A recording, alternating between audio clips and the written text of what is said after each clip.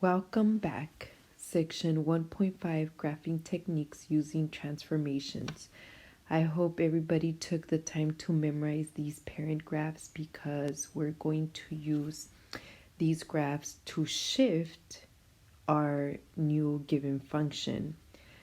I'm also going to do this in two parts just because the last video was too long and took forever to upload.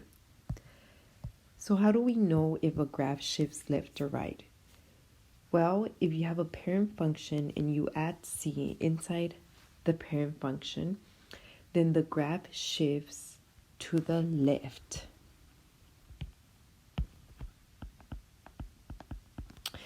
And if you subtract c, then your graph shifts to the right by c units.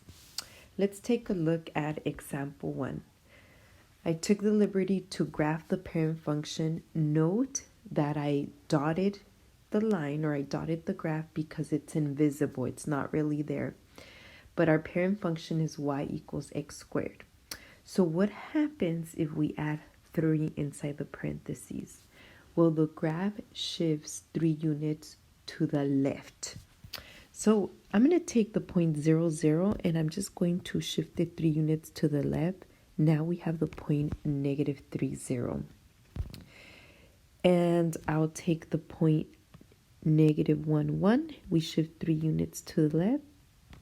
Now we have the point negative 4, 1. And then we're going to do the same thing with 1, 1.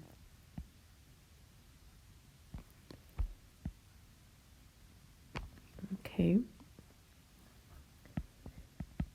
So as you can see, it's the exact same graph as our parent graph, only shifted 3 units to the left.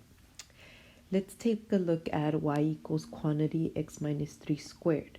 Because we're subtracting 3, we're now shifting 3 units to the right.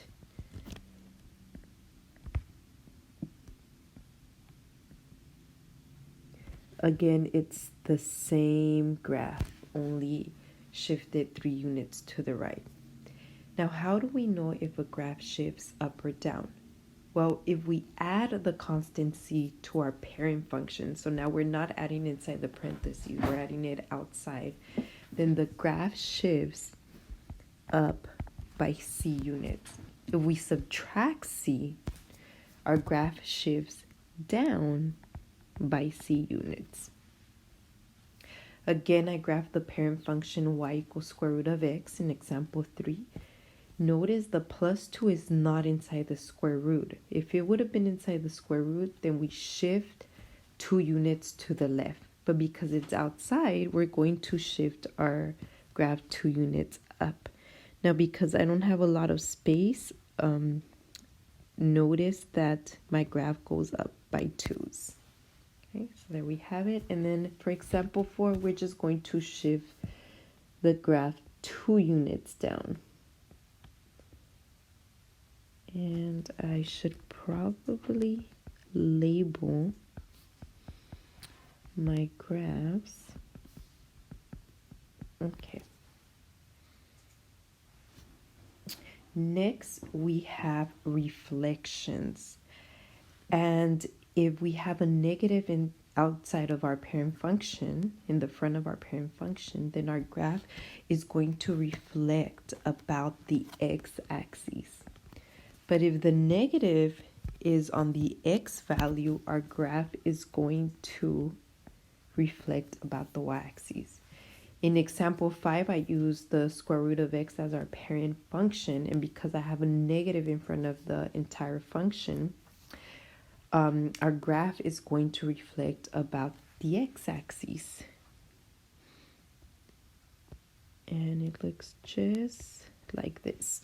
For example 6, our graph is going to reflect about the y-axis. Okay. And again, let's label that. It's always important to label your graphs so that your reader knows which graph is which. I'm going to end there, and then in part 2, we'll start with vertical stretches and compressions.